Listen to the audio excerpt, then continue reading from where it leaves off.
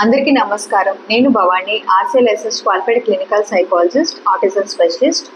ఈరోజు మనం ఈ వీడియోలో ఆటిజం లక్షణాలు ఎలా ఉంటాయి, మనం ఎప్పుడు గుర్తించవచ్చు అన్న విషయం గురించి మాట్లాడుకుందాం. మొదట, ఆటిజం అన్నది న్యూరో డెవలప్మెంటల్ డిజార్డర్, నాడీ వ్యవస్థకు సంబంధించిన సమస్య. కానీ ఈ మధ్యకాలంలో కొంతమంది పేరెంట్స్ నాకు చెప్పేది ఏంటంటే, మా బాబుకి 2 సంవత్సరాలు వచ్చే వరకు బాగానే ఉండేవాడు మేడం, 2 years తర్వాత మేము మొబైల్ ఇవ్వడం అలవాటు చేశాక ఇలా అయిపోయాడని చెప్తున్నారు. ఇది నిజానికి ఒక అపోహ మాత్రమే. ఆటిజం న్యూరో డెవలప్మెంటల్ డిజార్డర్ అయినప్పటికీ కూడా లక్షణాలు బయటపడడానికి 11 నెలలు లేదా 18 నెలల వరకు మనం వేచి చూడాల్సి ఉంటుంది. 11 లేదా 18 నెలల్లో పిల్లలు అప్పటి వరకు చేసే చిన్న చిన్న పనులు సడన్గా ఆపేయడం జరుగుతుంది. దీన్నే మనం డెవలప్మెంటల్ రిగ్రెషన్ అంటాము. అంటే అప్పటి వరకు మాట్లాడిన 2-3 పదాలు సడన్గా ఆపేసడం, లేదంటే అప్పటి వరకు చేసే చిన్న చిన్న ఇమిటేషన్ బిహేవియర్స్, అంటే మనం ఏం చేస్తే అది కాపీ చేస్తూ ఉంటారు కదా, అది సడన్గా ఆపేయడం జరుగుతుంది. దీన్ని మనము డెవలప్మెంటల్ రిగ్రెషన్ అని చెప్పడం జరుగుతుంది.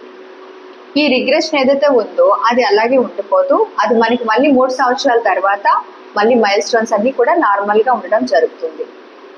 అయితే దీంతో పాటుగా మనము ఆటిజం పిల్లల్లో ఇంకొన్ని లక్షణాలు చూడటం జరుగుతుంది. ఏంటవి అంటే, ఒక్క చోట కుదురుగా ఉండకపోవడము, చాలా యాక్టివ్గా ఉండటం. మనం జనరల్గా ఏమనుకుంటామంటే చాలా యాక్టివ్గా ఉన్నాడు బాబు అని చెప్పి అనుకుంటాం, కానీ ఇది హైపర్ యాక్టివిటీ అంటారు.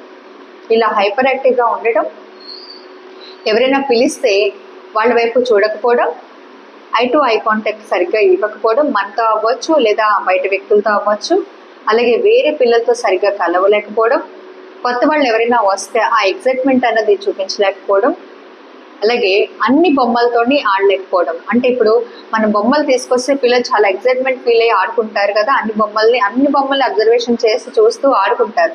అయితే ఇక్కడ మనం చూసినట్లయితే కొంతమంది పిల్లలు ఆటిజంలో వీళ్ళు పర్టికులర్ కొన్ని టాయ్స్తో మాత్రమే ఆడతారు. అది కూడా ఏంటంటే కార్ బొమ్మలు, వీల్స్ ఉండే బొమ్మలు లాంటిని ఎక్కువగా ఇష్టపడడం జరుగుతుంది. దీన్ని స్టీరియోటైపికల్ ప్లే అని చెప్తాము.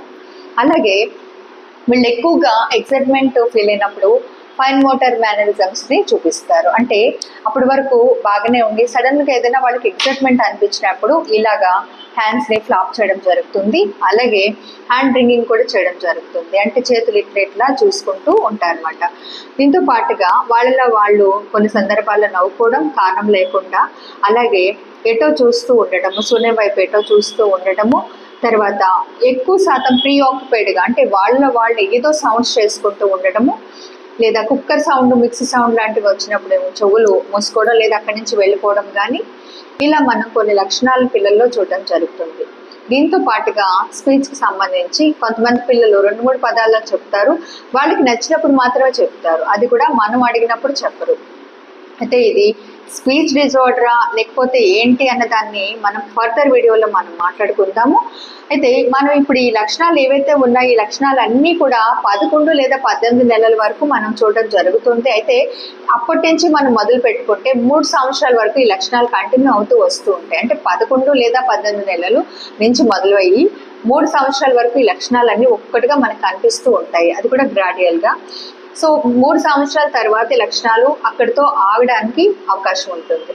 అయితే ఈ 3 సంవత్సరాల్లోపే మనం ఈ లక్షణాలు కరెక్ట్గా గుర్తించి అర్లీ ఇంటర్వెన్షన్ స్టార్ట్ చేసి మనం చక్కగా చైల్డ్కి మెడికల్ పరంగా అలాగే థెరపీస్ పరంగా మనము మంచిగా వాళ్ళకి వైద్యాన్ని అందించినట్లయితే చాలా వరకు లక్షణాలను మనం తగ్గించడానికి అవకాశం ఉంటుంది.